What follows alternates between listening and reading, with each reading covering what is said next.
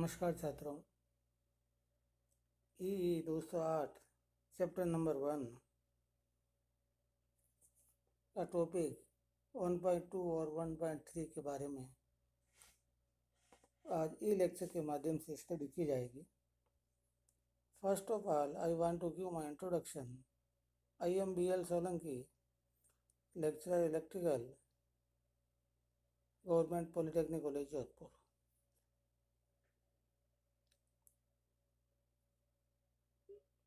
The topic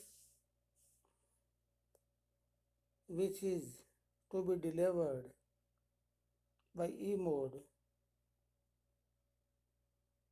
is a digital computer and its organization। तो सबसे पहले अपन डिजिटल कंप्यूटर के बारे में पढ़ते हैं। डिजिटल कंप्यूटर का मतलब वो कंप्यूटर जो डेटा 0 और 1 के रूप में लेता है, बाइनरी के रूप में लेता है या बिट के रूप में लेता है। 0 और 1 के रूप में डेटा को एक्सेप्ट करता है, वो डिजिटल कंप्यूटर कहलाता है। इसके मुख्य भाग निम्नलिखित होते हैं: CPU, input device, output device और मेमोरी। हर एक भाग के बारे में थोड़ा थोड़ा अपन शॉर्ट के अंदर डिस्कस करेंगे। जैसे CPU के बारे में देखते हैं। सबसे पहले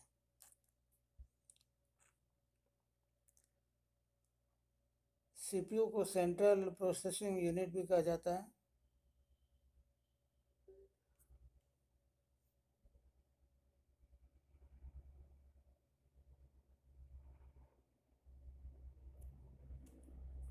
इसको CPU को सेंट्रल प्रोसेसिंग यूनिट भी कहा जाता है।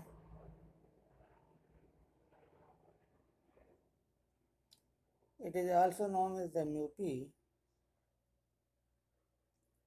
और इसके जो कंपोनेंट्स है या CPU जो एक असेंबली को रिप्रेजेंट करता है, उसके अंदर वापस निम्नलिखित भाग होते हैं: ALU, accumulator, timing and control unit, general and special purpose registers. ALU arithmetic and logic unit.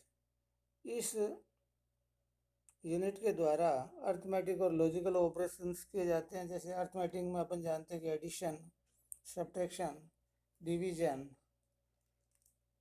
Multiplication. Logical में comparison, shifting of the bits, left to right, right to left, complements, like this. accumulator is a register।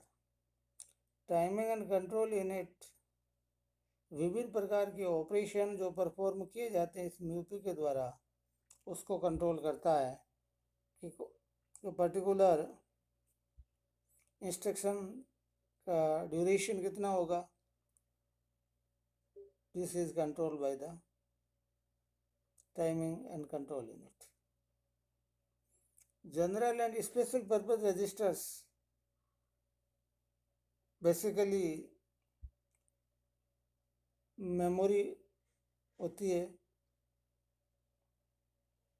ये registers अलग अलग purpose मतलब memory के रूप में काम आ सकते हैं। पर्टिकुलर डेटा को टेम्परेरी स्टोर करने के काम आ सकते हैं, जिनके बारे में डिटेल में अगले चैप्टर के अंदर ज़्यादा डिटेल में पढ़ा जाएगा। तो अभी तो अपने लिए यही है कि CPU क्या होता है, सेंट्रल प्रोसेसिंग यूनिट होता है। इसके अंदर ये भाग होते हैं, ये पढ़ना है। दूसरा जो डिवाइस है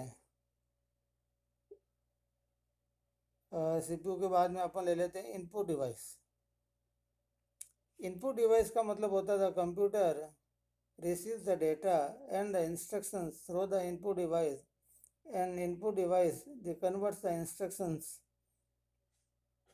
input data and signal into the binary form suitable for the digital computer। सरल शब्दों में इनपुट डिवाइस जो भी इनपुट कंप्यूटर को दिए जाते हैं डेटा के रूप में, सिग्नल के रूप में, उनको एक्सेप्ट करता है और मेमोरी के रूप में या CPU में उसको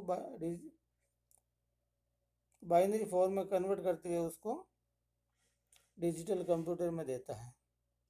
मुख्य रूप से keyboard, OCR, MICR, joystick, light pen, mouse, scanner, touch screen, ये इनपुट डिवाइसेज होते हैं। OCR का मतलब होता है ऑप्टिकल कैरेक्टर रीडर, MICR का मतलब होता है magnetic ink character reader. Output device, computer के अंदर जब इनपुट दिया जाता है तो पर्टिकुलर डेटा का एग्जीक्यूशन होता है। एग्जीक्यूशन होने के बाद में जो रिजल्ट आता है, उस रिजल्ट को जिस डिवाइस पे देखा जाएगा वो आउटपुट डिवाइसेस कहलाता है। अर्थात computer sends results to the output devices. ये आउटपुट डिवाइस में स्टोर, प्रिंट, डिस्प्ले और send electrical signal to control the certain equipments. Output data हो सकता है, प्रिंट के रूप में भी आ सकता है, डिस्प्ले भी हो सकता है, और एक सिग्नल, इलेक्ट्रिकल सिग्नल के रूप में भी हो सकता है। तो इसमें जो डिवाइसेज मुख्य रूप से होते हैं वो output device, monitor, printer, plotter, LED, D2A converter, controller, actuator, speaker, CRT। Generally monitor जो है साथ में अटैच होता है, वो अपन जानते हैं कि वो आउटपुट डिवाइसेस के रूप में होता है। इसके अलावा भी इस प्रकार की चीज़ें होती है। मेमोरी, ये चौथा भाग, it is a essential component of a digital computer. It is needed to store the programs, data and the results. A computer uses a number of memory devices of different technologies. अलग अलग प्रकार की technology पर आधारित memory devices काम में लिए जाते हैं। मुख्य रूप से semiconductor memory, magnetic memory, optical memory. तो सेमीकंडक्टर मेमोरी को मेन मेमोरी कहते हैं, प्राइमरी मेमोरी भी कहते हैं।